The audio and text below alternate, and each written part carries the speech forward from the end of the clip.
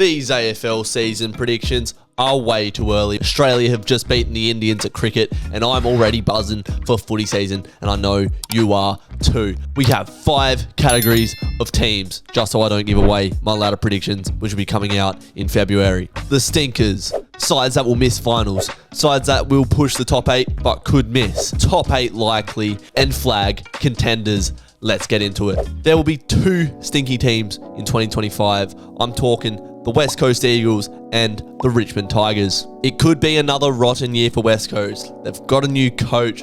Tom Barrass, who's probably been one of their best players over the past few years, has left to go join the Hawks. And he would have stopped a lot of goals for them over the past few years. They conceded a lot of goals in the past few years, and now they could just concede a lot more because he is an absolutely class defender. I think they are heading in the right direction. They're clearly rebuilding now. They've added some young talent, but they're going to be stinking still, and I'm all for it. Richmond, the other one, is quite obvious. They finished on the bottom of the ladder in 2024. They lost some key experienced players in Liam Baker, Shea Bolton, and others along the way.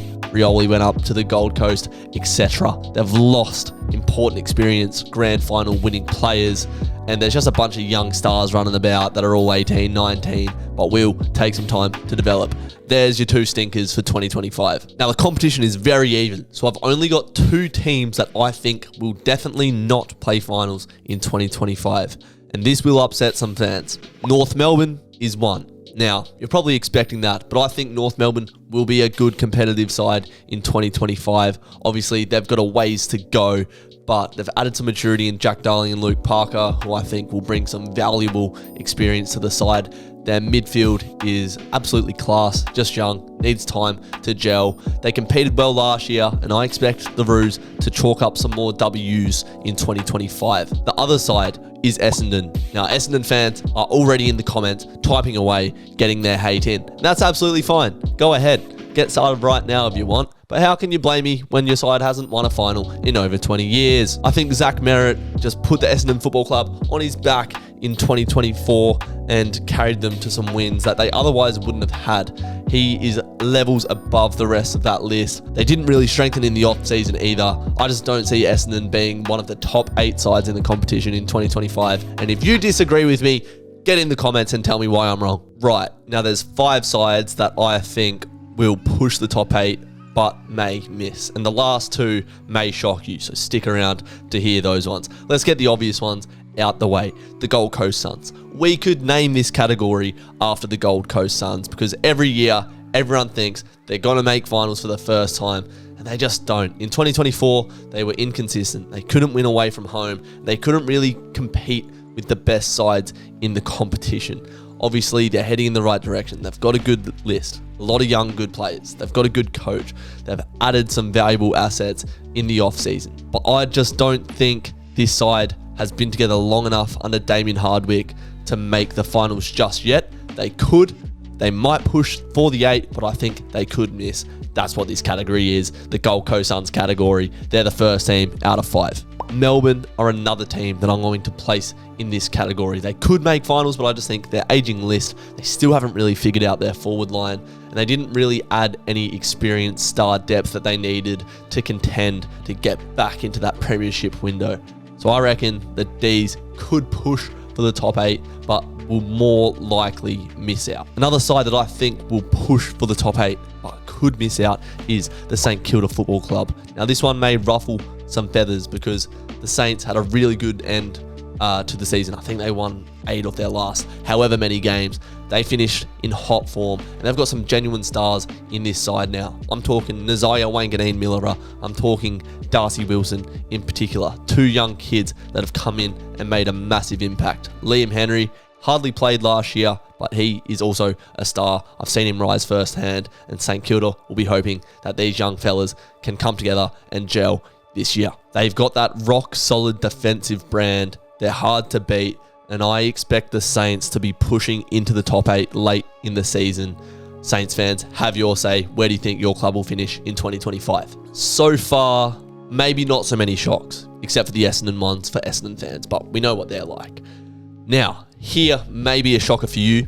The Sydney Swans, I think, could struggle to make finals in 2025, but will push until the end, similar to what they did in 2023. The Swans were absolutely smoked in the grand final, and you don't know what that can do to a mentality of a side. Luke Parker leaves. Is that a big loss?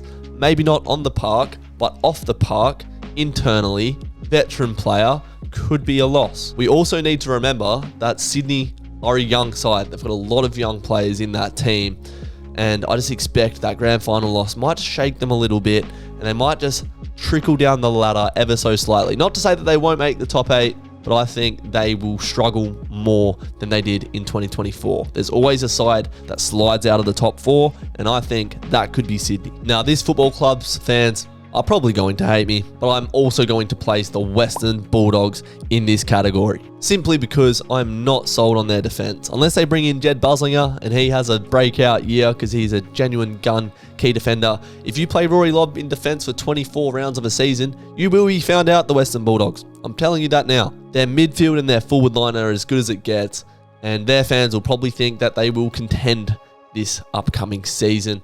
I'm just not sold on your defense. Defense is important because that's where you stop the other team scoring goals.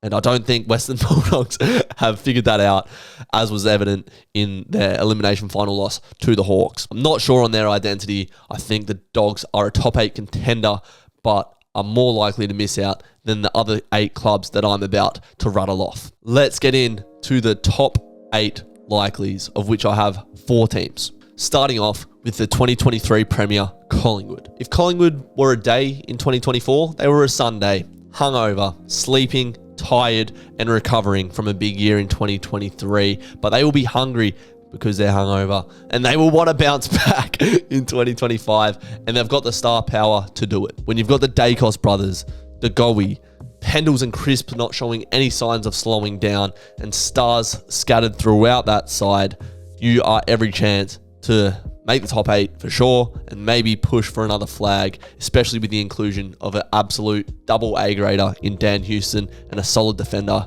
in Harry Perryman, which they definitely needed in their depth in defence. I'm pretty sure the Pies have the oldest list in the AFL, so the time is nigh for the Collingwood Magpies to get Scott Pendlebury his 3rd premiership so we can ride off into the sunset. At some point, they're going to have to do somewhat of a rebuild, but as long as you got Nick Dacos in your side, you'll be fine. This is as strong of a list the Pies will have for a long time, and they must capitalise. Caw-caw, caw-caw! That's what sound the Crow makes, and they will be a top 8 likely side in 2025. They had a bit of a dip last year, the Crows. They'll make finals for the first time since the umps decided that they weren't allowed to play finals in 2023. They were robbed that year. They had a dip last year, but I expect them to bounce back in a big way in 2025. They were the winners, that top winners of the off-season for me, bringing in Alex Neil-Bullen, who's a heart and soul player from the D's, plays hard every week. James Peatling at the GWS Giants had a massive breakout year. You bring in Isaac Cumming on top of that, and Sid Draper, an absolute gun out of SA. Add that onto the Stars, guys like Rankin, Dawson, the firepower in the forward line. The Crows will be a tough side and an exciting side to watch in 2025. Their fans are hungry for success, and I think they have rebuilt nicely. The Crows will be there or thereabouts in the top 8, in my opinion. From Adelaide to the Port Adelaide, their crosstown rivals, I think Port Adelaide are as likely to make the top 8 more than any side. That midfield rarely loses a contested battle. They will hold Port in good stead for years to come. They've got firepower in that forward line with Marshall, Georgiades, Lord, Rioli, Sampao, Pepper will be coming back into the fray. Port Adelaide will be contending. I believe it's Ken's last year on his contract as well. It could be his last hurrah. To be honest, if you're a Port fan, you've been contending for so long, but you haven't made that final leap. It's got to be premiership or bust, and that's what Port Adelaide will be looking to do in 2025. Meow meow, says the cat. The Geelong Cats, I think, will be a top 8 side in 2025 after a heartbreaking preliminary final loss. Imagine they win that and Sydney don't rock up again. I was at that game. They were this close to winning in the prelim against Brisbane. Couldn't quite hold on. Cam Rayner had other ideas. And everyone likes to write off Geelong because they've been so good for so long. But there's a reason that they've been so good for so long. Their culture, their coach, the fact that they can turn role players into absolute stars. Yeah, they might not have the most star-studded list, but they just have blokes that compete week in, week out. They've added Bailey Smith to their side. They've got a lot of young talent coming through, and they play, 8, 9, 10 games down at Kardinia Park where no one likes playing because it's cold, the ground looks like a tic-tac, and it's just hard to win there. Do a ladder predictor and try not to get Geelong in your top 4 without being biased. Their fixture is relatively easy. They play down at Kardinia Park a lot this season, and I reckon Patrick Dangerfield is licking his lips, and it could be his last chance to win a flag for the Cats. They made great strides in 2024, and I think they will push again in 2025. All right, those teams should make the top 8. Again, tight competition. Someone's going to have to miss finals, and they're not going to be happy about it. Last year, it was Freo. Now we're talking flag contenders, and now I'm talking about Freo. And I can already see you on the other side of the screen going, of course, Druzy put Freo in his flag contenders because he is a Freo fan. Absolutely correct, spot on. But let's take off my biased glasses and put on some analytical glasses, right? Freo's list is in the best place it's been probably since 2013. We have balance in every line. Our midfield is as good as any's in the comp. Our forward line with young Jai Amos and Josh Tracy is probably the best young 1-2 punch that you can get in the AFL right now. We've just added Shea Bolton to that, an absolute gun, all-Australian, premiership player, gun, razzle-dazzle. That is the cherry on top of the Freo pie. Not to mention our all-Australian quality down back with our young athletic defenders.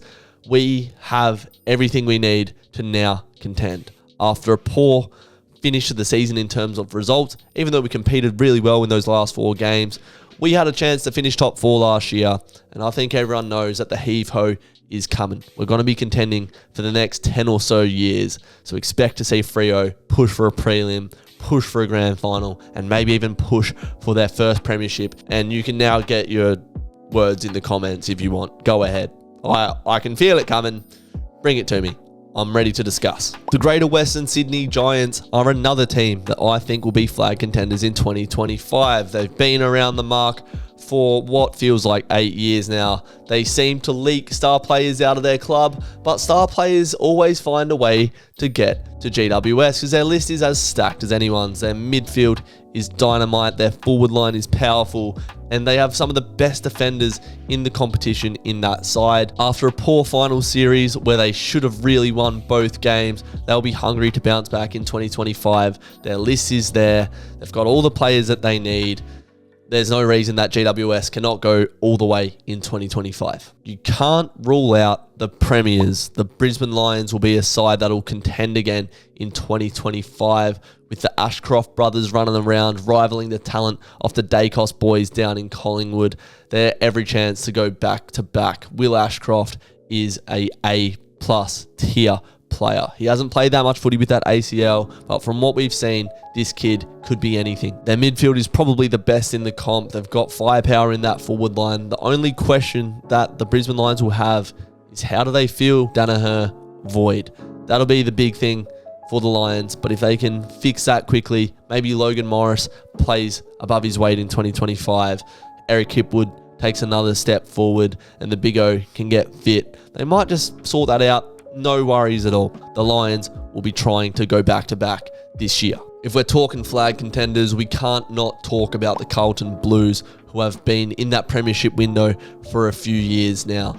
I think some of the footy that Carlton played in 2024 at their peak was as good as anyone's. And if they can keep their star players fit, that spine of Wiedering, Cripper, Kerno, Mackay, etc., they can keep those guys fit, those fast halfback runners. They can inject Jagger Smith, a classy, versatile mid, into that side. There's no reason that Carlton shouldn't be pushing to play in the last game of September in 2025. And last but not least, that leaves the Hawthorn Hawks, who I think have re-entered the premiership window after being in a premiership window.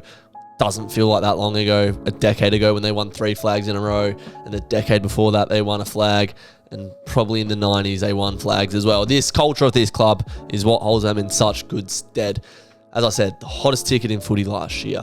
Their defence is going to be rock solid with the additions of Barras and Battle. It's going to make Sicily way more damaging. Their midfield is young, exciting, fast. You got Lloyd Meek in the ruck, who looks as well-rounded of a ruck in the competition as there is right now, with guys like Day, Warple, Newcomb, just solid, so solid. And then such a young, exciting forward line as well. We saw glimpses of what Kaushadir can do as a key forward. Guys like Ginnivan running around, Dylan Moore, Watson, the small guys. You know what I'm saying. Hawthorn are an exciting side to watch. They will continue to be an exciting side. They will keep building. They will have their eyes on the prize heading into 2025. What do you think? Do these predictions resonate with you? Have your say in the comments below. And if you enjoyed, please leave a like on the video to support the channel. Big content is coming in 2025. I know people say that a lot, but I guarantee it to you, baby. Druzy is alive, well, and amped for 2025 on YouTube. Subscribe to join along for the ride, and I'll see you in the next video. Until then, take care. You plonkers.